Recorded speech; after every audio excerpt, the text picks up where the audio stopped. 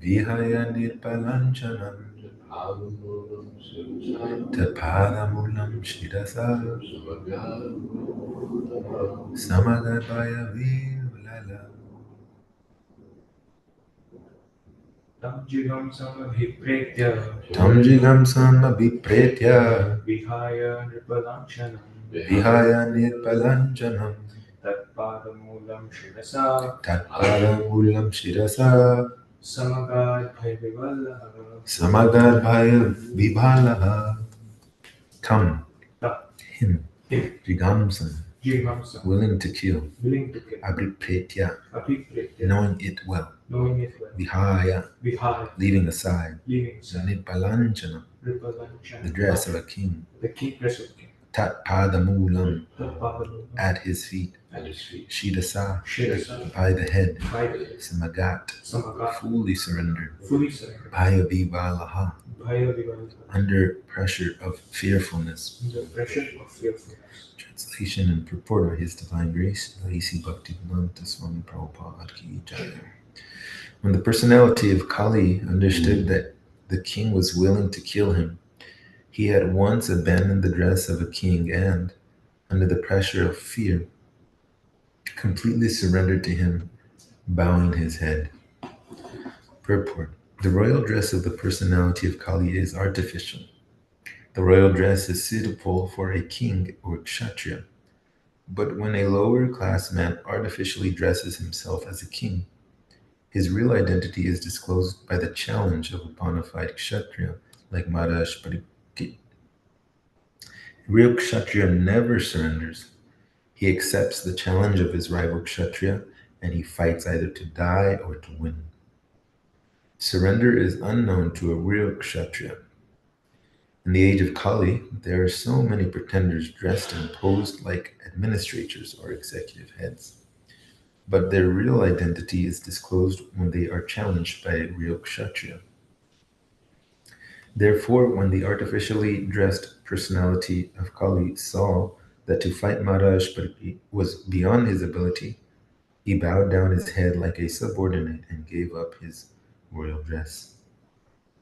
Om Agyanatimirandasya Jananjana Shalakaya Chakshurmilitam Yena Tasmai Shri Guruve Namah Nama Om Vishnu Padaya Krishna Prishtaya Bhutale Srimate Bhaktivedanta Swamini Dinamine Namaste Saraswati Devi Gauravani Pacharine Nirvishesha Shunyavadi Pasyatyadi Shatarine Jaya Shri Krishna Chaitanya Prabhu Nityananda Shri Advaita Gadadhara Shiva Sadi Gaura Bhakta Vrinda Hare Krishna Krishna Krishna Hare Hare Hare Rama Rama Rama Hare Hare. Hare Krishna, dear devotees and humble obeisances headed by His grace. Vijay Prabhu.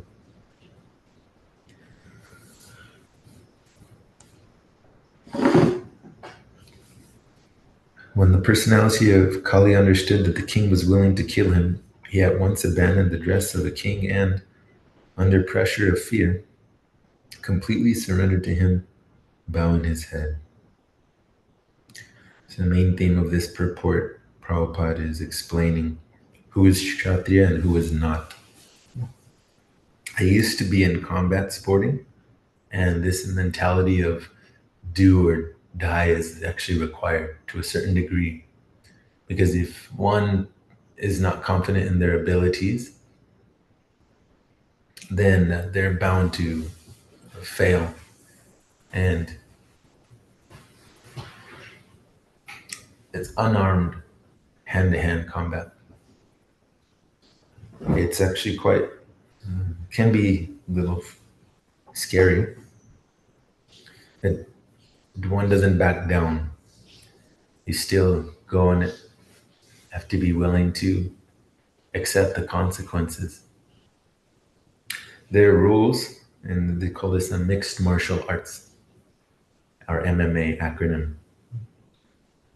And typically it's anywhere from 6 to 12 weeks of prep focused or concentrated preparation for the bout. And it's a little reverse psychology. One has to think, as they're training, a healthy mindset is that I'm never doing enough. I always have to push oneself physically and mentally. And then when the competition day comes, or the bout, the exhibition, then one ideally convince themselves that they've done more than enough and they deserve to win the bout.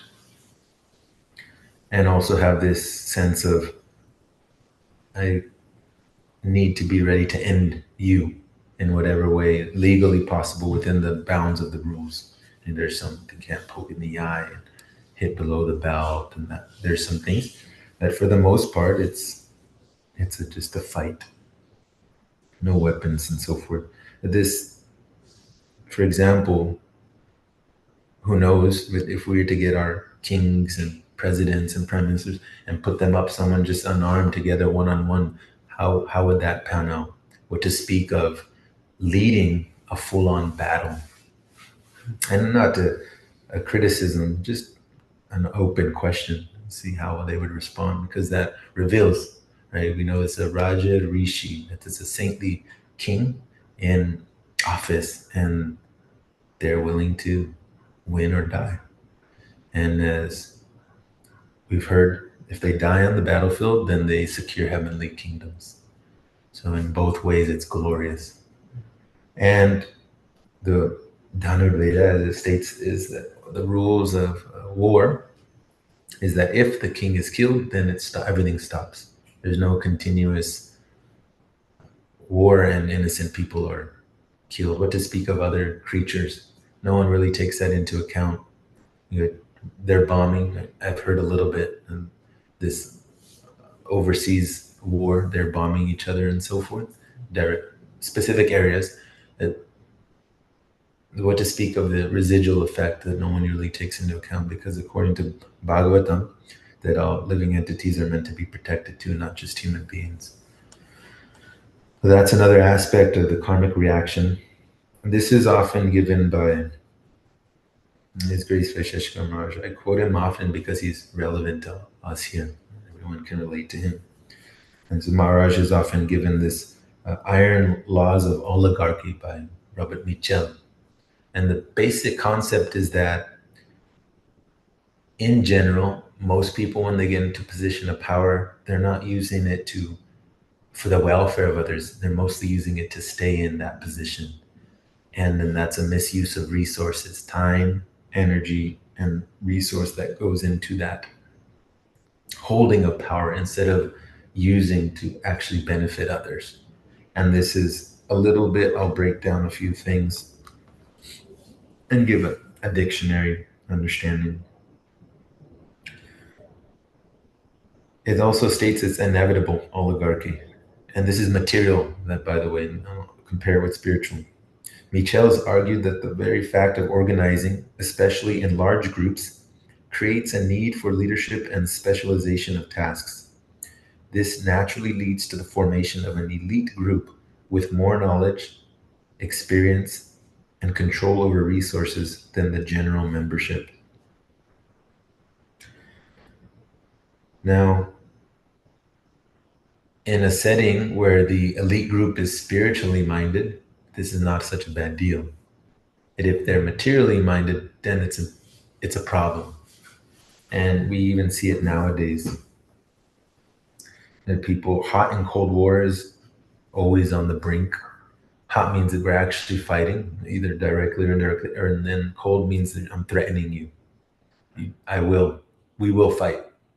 And when they say we, it means our soldiers will fight, your soldiers. So this sense of a real Kshatriya never surrenders. He fights either to die or to win. I saw when I used to watch the motion pictures, there was one.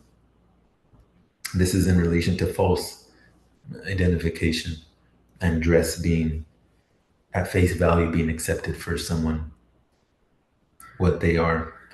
And there was this one movie where a gentleman grew out his beard and he wore maybe white, some sort of dress, and presented himself as a very spiritual man, like a sadhu.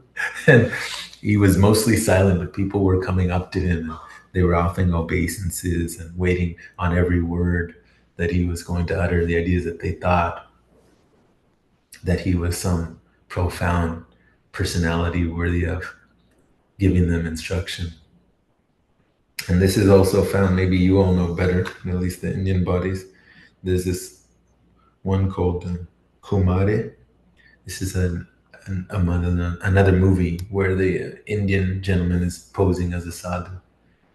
Maybe you all have seen it. This one, it states a documentary about a man who impersonates a wise Indian guru and builds a following in Arizona.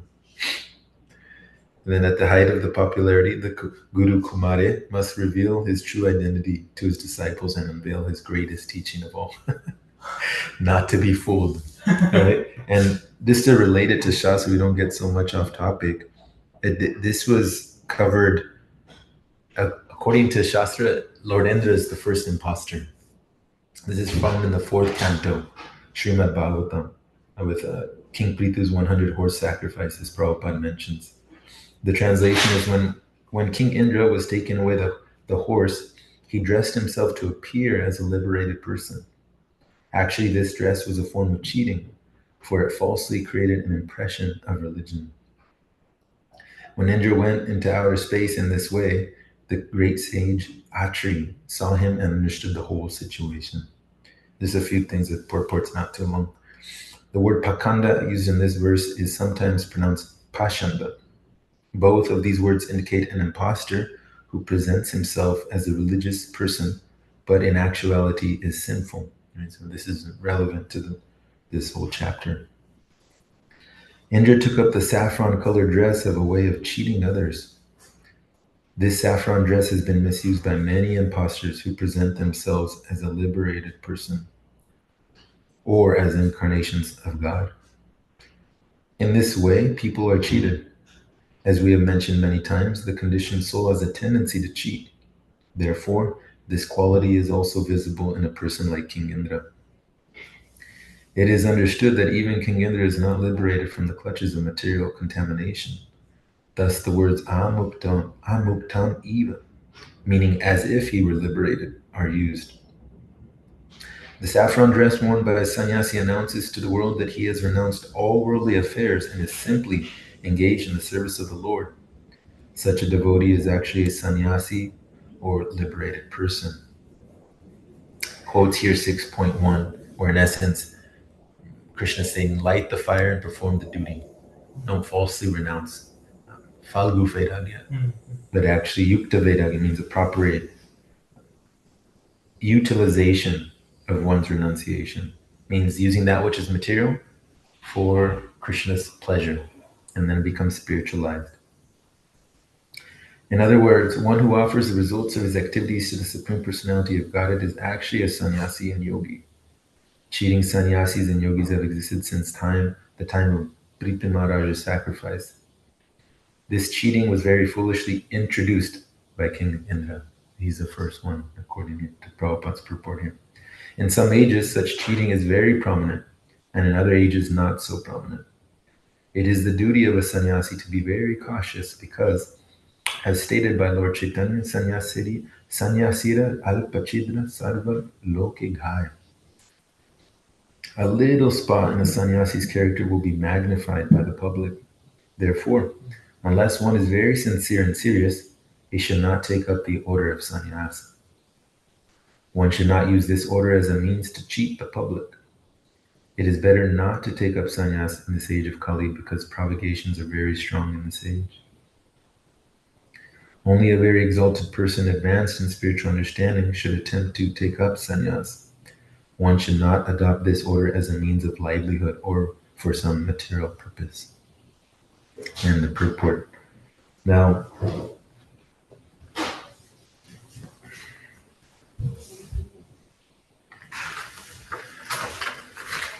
in Shastra, it's stated that a Brahmana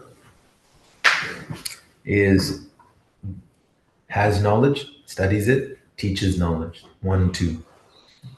Worship the deity, teaches others how to worship deity. And lastly, give charity and receive charity. This is the duty of a Brahmana. It's His Holiness Chandamoli Maharaj, he gave this example that it was strong words in relation to falsity, that we're in general very quick to give out the Brahman thread. This is mantra diksha. This is the signs of a true Brahmana, that if we work for anyone, materially he's actually not a Brahmana. The Brahmana would rather take to begging than to actually work for anyone else. He gave these very strong words. Now this is strictly by Shastra. Now, in general, people want things very cheap and easy, like quick. And Maharaj gave the example of someone once told Prabhupada, there's this temple, Prabhupada, and there's no pujaris, therefore they're giving out Brahman initiation fast. And Prabhupada is not like that. Not like that. Even in sporting, that was one of my main teachers of jiu-jitsu. He says also unarmed to use the gi. It's a Brazilian jiu-jitsu. It's art of submissions.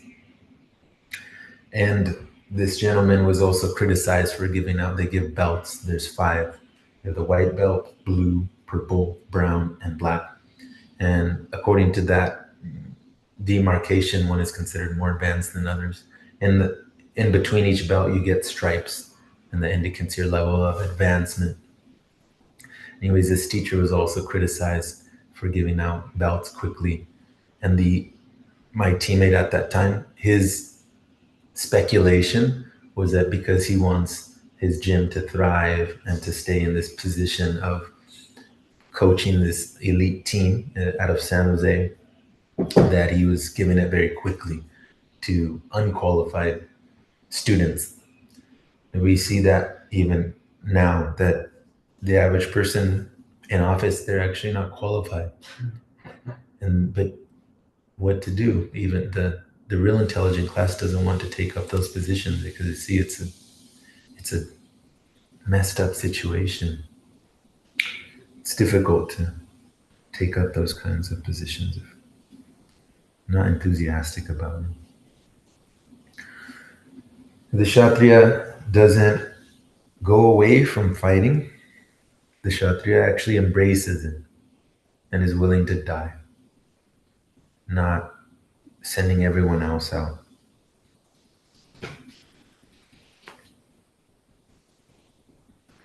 Maharaj, and Chandramuli Maharaj, gave this example of Srila Prabhupada's practical ways of teaching, that he taught us how to eat, he taught us how to sleep, he taught us how to bathe, he taught us how to cook, he taught us how to offer, he taught us how to mate for a higher purpose. He taught us everything. Everything we need to know in this age was taught by Srila Prabhupada. And Maharaj said that which wasn't taught, Prabhupada would point or give the reference to where to find it out. And this way everything is covered. And this is his part of his Srila Prabhupada's glory. Knowledge. Study it and share it. This is Brahmana, actually. That for me was very nice to hear. Now, let's examine a little bit quality, activity, and characteristic. Now, my initial response is quality and characteristic was the same thing, but they're not.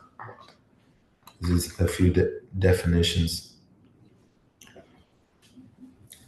Quality refers to the degree of excellence or value of something, while the characteristic is a distinguishing feature or trait that helps identify or define something.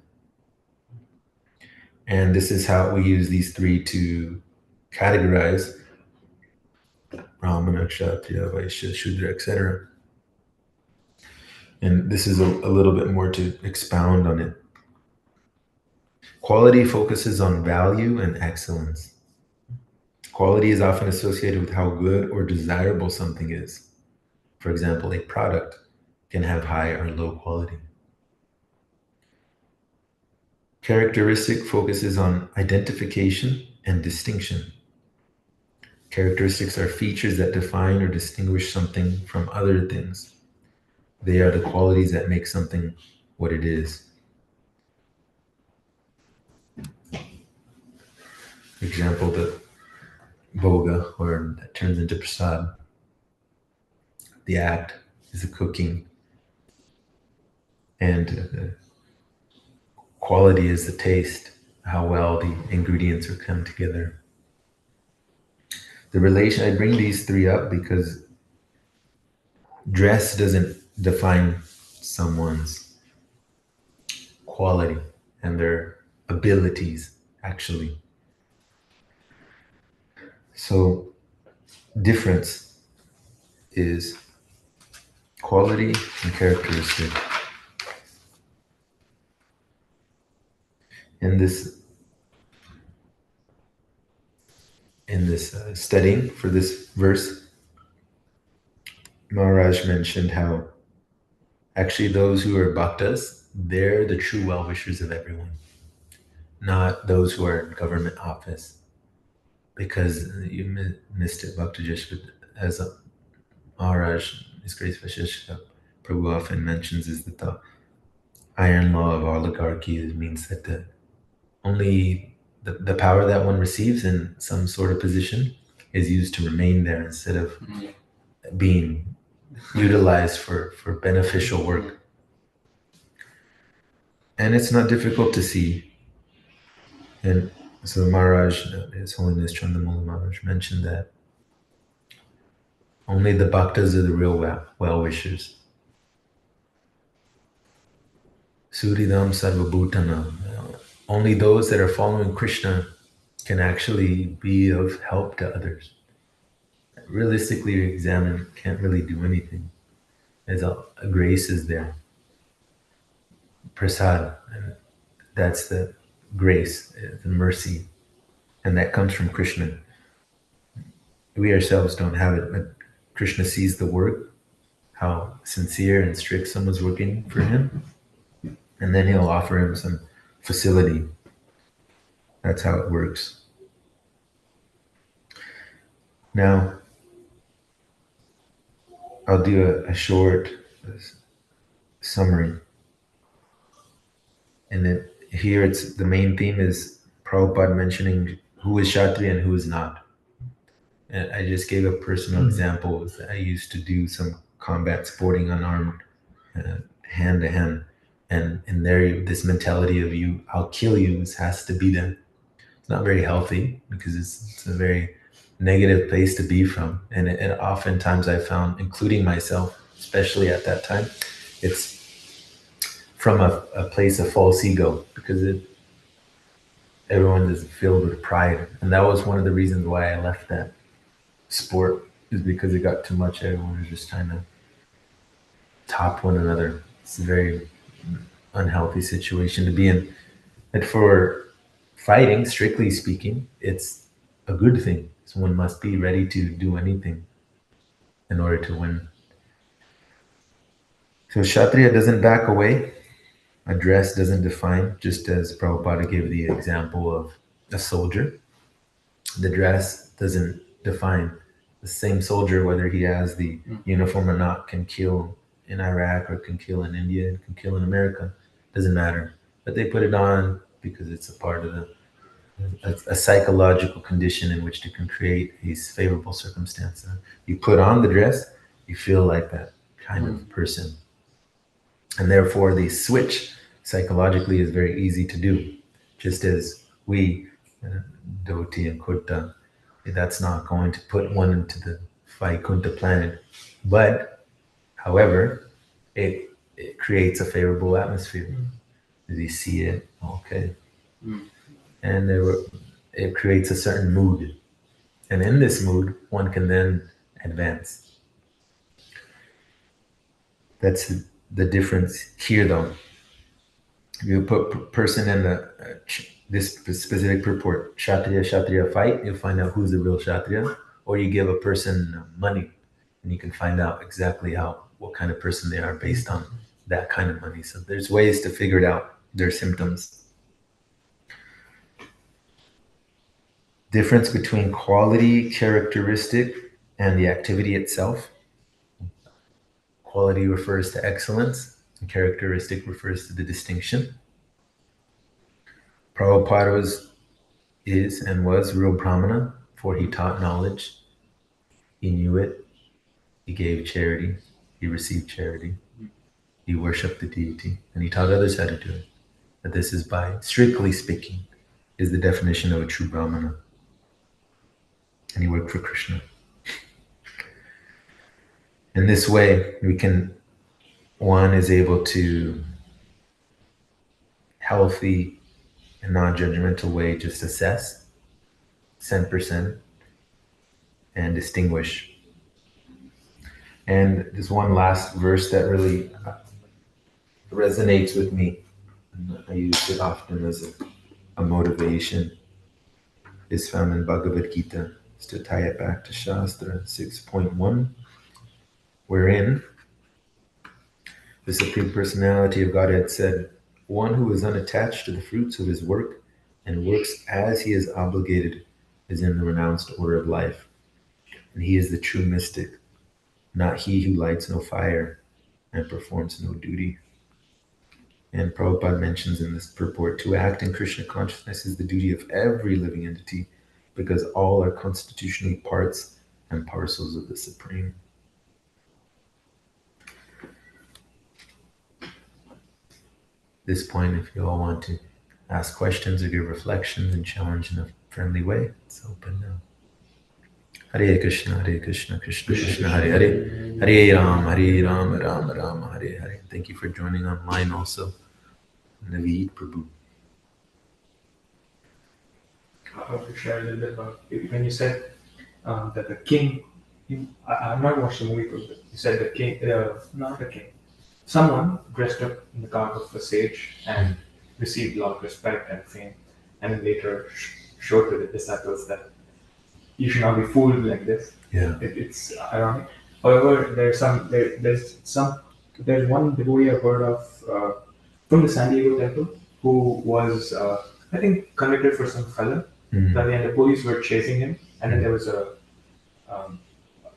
Sankirtan party going there, and he went in between, and he just was part of the Sankirtan group. Mm-hmm. And then he went to the temple along with the devotees, and to stay away from the police, he kind of joined the temple temporarily, with the hope of running away the moment that he does not see any danger. Mm-hmm. But slowly he started waking up from Mangalarti, coming for the morning program, and so on. And within a few weeks, he still was seeking opportunities to escape. But by then, he was slowly, into the Krishna consciousness movement per se. Mm-hmm. And slowly he became a devotee, took initiation, and then never looked back after that. Wow. So it's like kind of fake it till you make it. In San Diego? No. Somebody said in the class, Oh. it's I think Balram Prabhu or somebody had mentioned in the class Oh. that a devotee had performed. Oh, yeah. This. Wow. So I was reminded of that.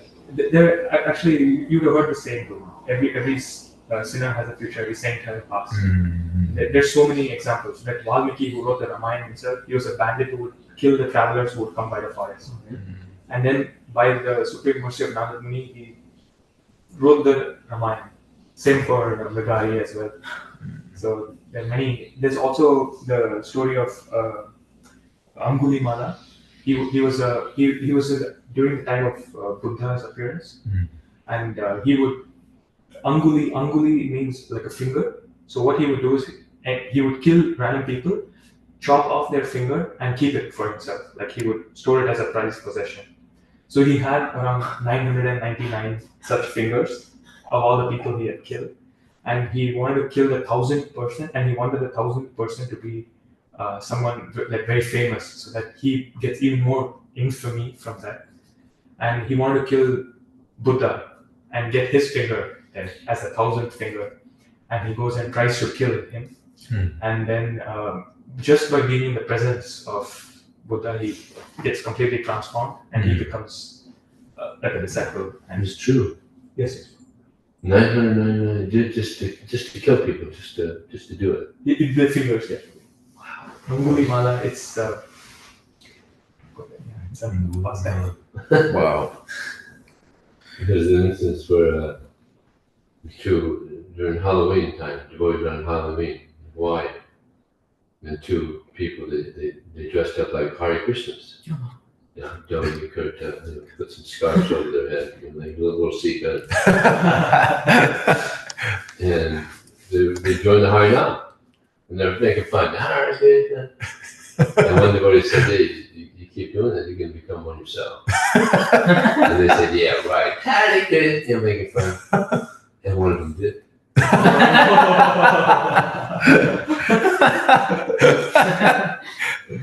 He was a disciple of Hare Krishna Maharaj. It reminded me when we were in Yosemite and those two gentlemen that Nanswarup Prabhu talked to gave the books, and he was saying it, Hare Krishna so enthusiastically. Oh, yeah. He keeps saying that he's going to become purified. Yeah, it's possible. The potency of the holy name acts regardless of knowing or not. There's one more small point I want to make. You were saying about how the Brahmanas should not be working under somebody. Actually, Bhakti Vikas Maharaj does not give Brahmana initiation if you're working under somebody. Wow. So unless you're either you have your own farmland as a grihastha and where you are the leader, or you're brahmachari or staying at the temple, he will not give second initiation. Wow. That's what Amuglia Prabhu was saying. Very strict, as it is. Yeah, you can confirm that. The only grihastha couple in Krishna life, they have a farmhouse and everything. Right? I mean, they have a farm that they manage or something like that. Yeah. So they have a farm they could take from. Yes, because they're not working under somebody. Yes. But farmers they're considered Vaishyas. Yes. Well, I think the definition was that, at least like based on what Prabhu was saying, they're not working as a servant under some karmi. They can live on their own. Like they don't have to sell the fruit to make a profit and then live off that profit. Oh. So they're self-sustaining that way. Yes. Like a farm community. And Interesting. Yeah, it's strict. Yeah. There wouldn't be many Brahmanas in our society. Yeah. Maharaj is to the point. I have a few minutes, otherwise we'll just chat. Yeah. This is an off-topic question. How do you preach to a person that who thinks that they're the brain, for example? Because obviously we're not the body. We have many examples, like if you were to remove your hands, I mean, you're still active and alive, but I guess the brain is something that's more essential for us to exhibit consciousness from the soul. But how do you at least get them to think, see the possibility that that's not the case, that we're not the mind, it's the brain itself. Because without the brain, obviously, we can't function. With the other parts of our body, we can still function and exhibit consciousness. No, without the heart. No, we can have a mechanical heart. Yeah, but I guess that was also. So in one sentence, can you restate your question? I guess one sentence. Just how do we? What are some examples in preaching to people that we're not the brain? That we're not the brain. One way Prabhupada would say is, if the brain were responsible, then put the brain into a dead body and watch it come to life. That's what Prabhupada, and he didn't give that specific example, but he would say whatever one was thinking, if it was coming from the heart or it's coming from whatever it might be, then put that into the dead body and it should come to life, according to your theory. That's what he said.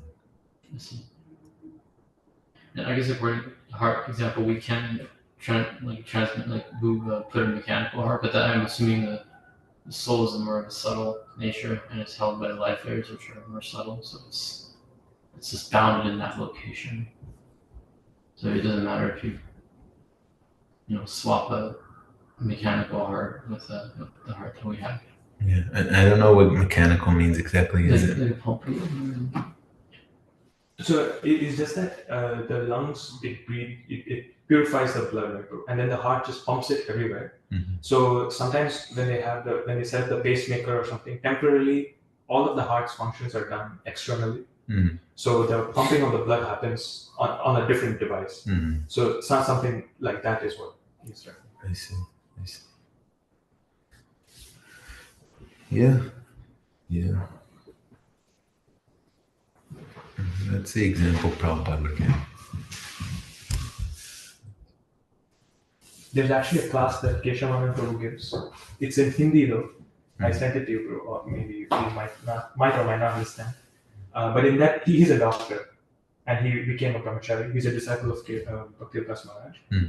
He gives this exactly whatever you asked your question about we are not the brain. So he goes from the starting, we are not the body, we are not the heart, we are not the brain. And he gives some example, which I don't remember exactly, I don't want to be incorrect, but I've sent you the class. You might not understand, so I've watched the class and translated for you. No, I've watched it before. He answers the exact question you had really well because he's an actual medical doctor who is now in Saffron. Mm-hmm. Yeah, I guess, I meant artificial heart, where they make like a mechanical heart and they remove the heart because maybe it's not working well. They switch it.